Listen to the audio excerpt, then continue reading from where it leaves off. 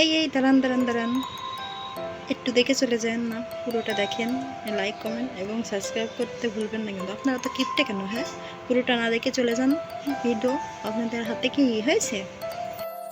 Hello বন্ধুরা, সবাই কেমন আছেন? আশা করি ভালো আছেন। আমি সুলতা বিশ্বাস, যশোর জেলার একটা ছোট্ট গ্রাম থেকে।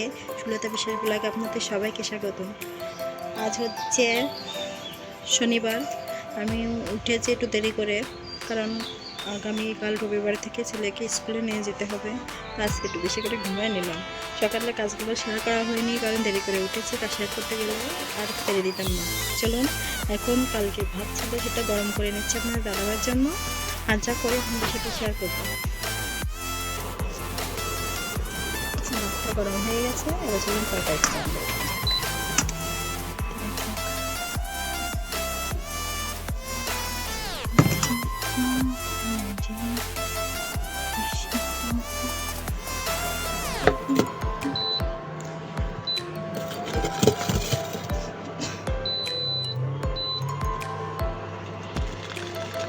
গরম করে দিয়ে আমি পুজো দিয়ে নিয়েছি। এই যে দেখুন,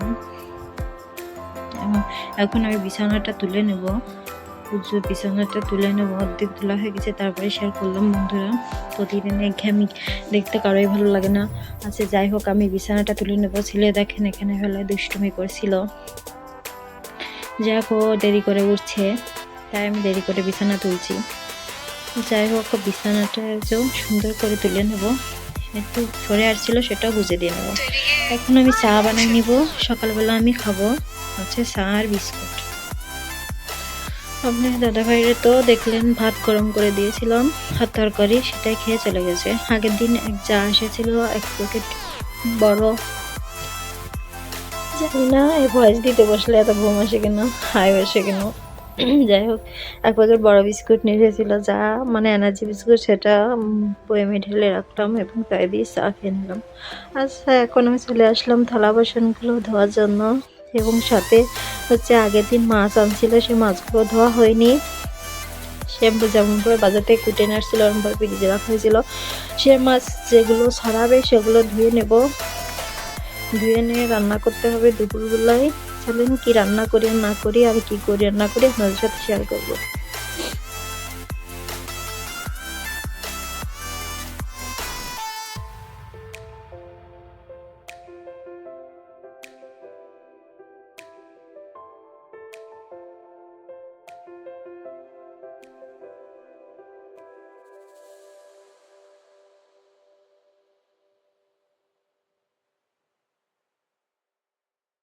বেশ কিছু মাছ ছাড়াই ছিল না, আবার বেশ কিছু মাছ ছাড়াই ছিল।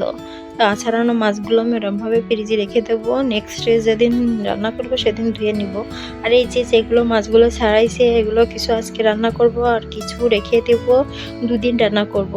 যেহেতু 2 কোণ 4 কোণ মাছ হলে আমাদের হয়ে যায়। এক দিতে আসলে যেখানে গল্প করছিল। যাই হোক, আমি এখন চলে আসলাম, মাছ টাছ ধুয়ে নিয়ে চলে আসলাম দুপুরে রান্না করতে। আজও রান্না করব টমেটো, আগামীকালও রান্না করছিলাম টমেটো।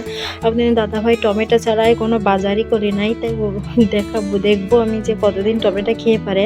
যাই হোক, আজকে টমেটো রান্না করব, পেঁয়াজের কালি এবং আলু দিয়ে ভাজি করব। আমি এগুলো খেতে ইচ্ছে করছে না, তাই আমি আমার জন্য আলু ভাতে দিব, পেঁয়াজ ভাজি করব, আর আমার জন্য একটা মাছ ভাজি করব।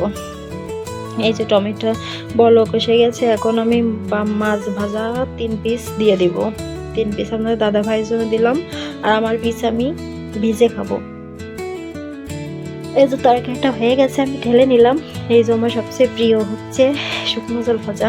এত সুন্দর লাগছিল বন্ধুরা খাইতে, শুকনো জাল কামড়ে কামড়ে আলু ভাতে যে এত সুন্দর টেস্ট। কিন্তু বন্ধুরা কি আর বলবো, পরের দিন কিন্তু খুবই জ্বলেছে, কোথায় বুঝে নেন হচ্ছে। যাই হোক, এখন পেঁয়াজটাও ভেজে নিচ্ছি। পেঁয়াজ ভাজা দিয়ে আলু মাখালে তো সেই স্বাদ লাগে, কিন্তু গ্যাসও আছে। যাই হোক, পেঁয়াজগুলো ভেজে নিয়ে আমি এখন পেঁয়াজের কালি আর আলুটাও ভালো করে ভেজে নিতেছি। আর পেঁয়াজের কালি, আলু আর হচ্ছে টমেটো ছাড়া কোনো বাজারই করি নাই। যা রান্নাইছে তাই তো রান্না করে দেব। এই যে আমি গরম জল করে নিয়েছি। আপনার দাদাভাইয়ের কিছু জামা কাপড় ছিল, সেগুলো এখন কেচে নেব। এগুলো যে এত পরিমাণ নোংরা হয়েছে, যেহেতু দোকানে হচ্ছে থাকে, তার জন্য এত নোংরা হয়। তাই যাই হোক কেচে নেব। এই যে একবার গরম জল দিলাম, এই যে এর মধ্যে আবার কেচে নিয়ে এসেছি, সেটা আর রেকর্ড করা হয়নি। নিয়ে এসে আবার কিন্তু গরম জলে চুবই নিয়ে এসেছি, নিয়ে এসে যে পরে আবার কেচে নেব। এই যে এটা কিন্তু আবার কেচে নিতেছি, দ্বিতীয়বারের বারে যে কাচতেছি। কেচে এখন ভালো করে ধুয়ে নেব। দেখেন দুইবারই হচ্ছে উত্তপ্ত গরম জল দিয়ে করেছি, তারপরে মনে হয় আরও বেশি চাপ দিলে আরও ভালো হয়। যাই হোক আমি এখন ধুয়ে নিব।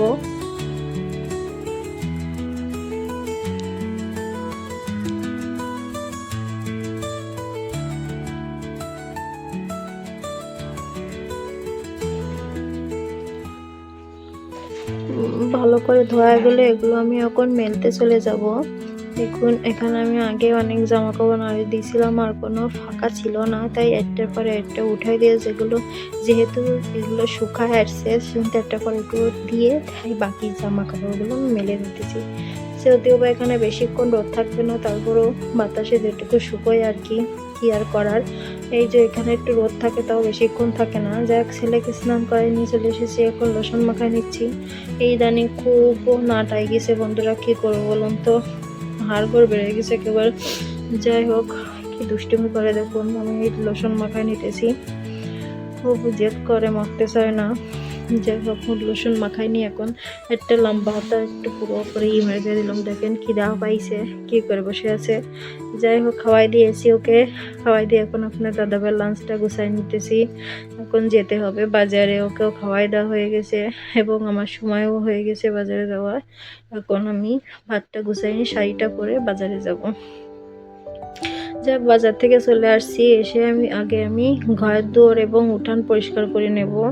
আমার সমস্ত বিকালের কাজগুলো সেরে আমি খেতে বসবো, কারণ আমার কাজ থাকতে কোনো খাওয়া দাওয়া করতে ইচ্ছে হয় না, আর খাওয়ার পরে কাজ করতে ইচ্ছে হয় না। তার জন্য আমি আগে সব কাজ করে নিই। যাই হোক ভালো করে ঘরটা পরিষ্কার করে নেব। এখানে ওখানে কোনো একটু না করালে আমার ভালোই লাগে না, সামনেতে করাতে আমার একটু ভালো লাগে না। যাই হোক কারা কারা পোষকালি ঝুল ভেঙেছেন কমেন্টে জানাতে বলবো না, কিন্তু আমি তো এখনো ভাঙিনি, বেশি হয়ও নি। যেগুলো হয়েছে আমি প্রতিদিন করানোর সময় ভেঙে নিয়ে চলে আসছি। চলুন এখন উঠানটা কুড়াই নিয়ে যাক। এখন উঠানটা করে নেবো। ঝাঁটার অবস্থা বেহাল দশা, যেহেতু আমি বানাতে পারি না, শলাও কোথাও কিনতে পাইতেছি না। আর বাড়ি এলিমাসি যে এত কি বলবো উনি ওনার কাছে পাতা হয় সেগুলো তুলে বিক্রি করে, কিন্তু ঝাঁটা বানতে চায় না। যাই হোক এই দুটো ঝাঁটা আমি বানতেছিলাম কিনে নিয়ে এসে শলা, কিন্তু তারপর নষ্ট হয়ে গেছে। আবার শলা পেলে কিনে নিয়ে এসে বাঁধবো। ঝাঁটা দিয়ে ঝাড়ু দেওয়া যায় না। এখন আমাদের দাদাভাই খাওয়ার লাঞ্চ বক্সটা আমি ধুয়ে নিব ভালো করে। ধুয়ে নিয়ে আমিও পা ধুয়ে এখন চলে যাব খেতে। এই যে দোকান থেকে আসা যখন ছেলে ধরেছে এগুলো খাবে, ওকে কিনে দিলাম। যাই হোক এই যে আমার আজকের দুপুরের খাবার দেখুন, মাছ ভাজি আর এত গাছি মরিচ, শুকনো মরিচ, আর আলু ভাতের ডিম ভাজি। আমার যে এত কি বলবো, এখন ভয়েস দিতে বসেই আমার জিভে জল চলে আসছে। ঝাল ভাজি করে ভাজিগুলো দেখে বিশেষ করে। যাক এই খাবারটা যে এত শান্তির খাবার, কি বলবো বন্ধুরা, মাছ মাংসর কাছে হার মানবে এর কাছে।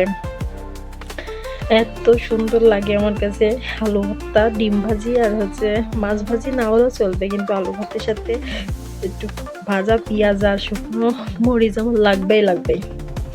তারপরে যে সবগুলোই মরিচ খেয়ে নিয়েছি, দেখুন খুব মজা লেগেছিল খেতে। যাই হোক মাছ ভাজার সাথে খেতে খুব মজা লেগেছিল। আমার খাওয়া শেষ, এখন থালাগুলো ধুয়ে নিয়ে আসবো, নিয়ে এসে একটু রেস্ট নেবো। এটা আবার সন্ধ্যাবেলা আমার ছেলের জন্য দুধ রান্না করে নিতেছি, ও খাবে।